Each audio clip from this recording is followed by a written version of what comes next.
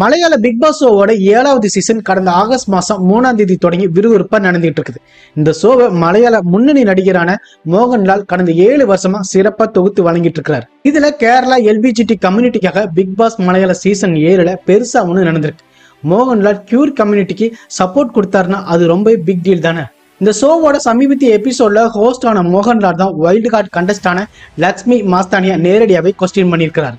ஏன்னா இவங்க 2 பேருமே லெஸ்பியன் கப்புலான அதிரா நாசரின் பகிமே நூரா கிட்ட அவமானப்படுத்துற மாதிரி பேசியிருக்காங்க.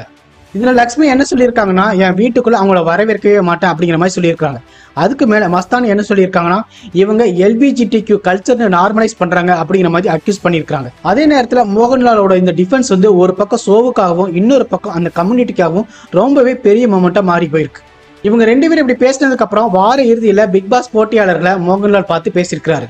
அதுல தன்பால் ஈர்ப்பாளர்கள் குறித்து சர்ச்சைக்குரிய பேசிய போட்டியாளரான லட்சுமியை வறுத்தெடுக்கவும் செஞ்சிருக்காரு. இதுல மோகன்லால் என்ன சொல்லியிருக்காருன்னா, தன்பால் ஈர்ப்பாளர்களா இருக்கிறது எதுவா இருந்தாலும் அது அவங்களோட தனிப்பட்ட விருப்பம், இது நீங்க கேள்வி கேட்க உரிமையே கிடையாது அப்படிங்கிற மாதிரி சொல்லியிருக்காரு. இது யாரா இருந்தாலும் எல்லாருமே மனிதர்கள் தான், எல்லாருக்குமே மரியாதை கொடுக்கணும், எல்லாருமே இங்க வாழ்றதுக்கு உரிமை இருக்குது, உங்களுக்கு தன்பால் ஈர்ப்பாளர்கள் விஷயத்துல உடன்பாடு இல்லை அப்படிங்கிற மாதிரி சொல்லியிருக்கிறீங்க. அப்படின்னாலுமே அந்த கப்புல அக்செப்ட் பண்ண முடியலைனாலும் உங்களால இங்க இருக்க வேண்டிய அவசியமே இல்லை அப்படிங்கிற மாதிரி சொல்லியிருக்காரு. அதே நேரத்துல அவர் ஒரு ஸ்ட்ராங்கான லைனும் சொல்லியிருக்கிறார். அவங்க உங்க காசுல வாழ்றவங்க இல்ல, அதுவும் மட்டும் இல்ல, அதிலா பாத்திமாவிய என் வீட்டுக்குள்ளேயே விடுவேன், உங்களால அவங்க கூட இருக்க முடியலன்னா நீங்க இந்த நிகழ்ச்சியை விட்டே வெளியேறலாம் அப்படின்னு சொல்லிட்டு காட்டமா மோகன்லால் பேசியிருக்கிறாரு. இது இப்படி இருந்தாலுமே இவ்வளவு தீவிரமான விஷயம் நடந்துட்டு இருக்கிற சமயத்துல வீட்டுல உள்ள யாருமே அதுக்கு ஏன் குரல் கொடுக்கல அப்படிங்கிற மாதிரி மற்ற போட்டியாளர்கள்ட்டையும் கேள்வி எழுப்பியிருக்கிறார். அவர் சொன்ன வார்த்தைகளோட இம்பாக்ட் இன்னும் பெருசா தெரியும். அதிலா பாத்திமா சந்திச்ச கஷ்டங்களை நம்ம நினைச்சாலே இவங்க 2 பேருடைய பாண்டும் அப்புறம் பெண்களுக்கு எதிரான பாகுபாடுக்கும் அவங்க சந்திச்ச பிரஷருக்கும் சொசைட்டிக்கு எதிராக உருவாகவும் ஆரம்பிச்சது. இவங்க 2 பேருடைய ரிலேஷன்ஷிப்புமே வெளிச்சத்துக்கு வந்ததுக்கு அப்புறம் அவங்க குடும்பத்துல இருந்தும் சமூகத்துல இருந்து பெரிய எதிர்ப்பு வந்திருக்கு.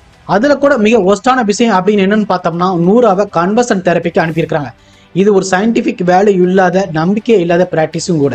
அதே மாதிரி மனிதர்களோட செக்ஷுவல் ஓரியன்டேஷனுக்கு சைக்காலஜிக்கலா மாற்ற முயற்சி பண்ணவும் செஞ்சிருக்காங்க. மோகன்லால் சொன்ன வார்த்தைகளுக்கு தாக்கம் இன்னும் பெருசா புரியவும் செய்யும்.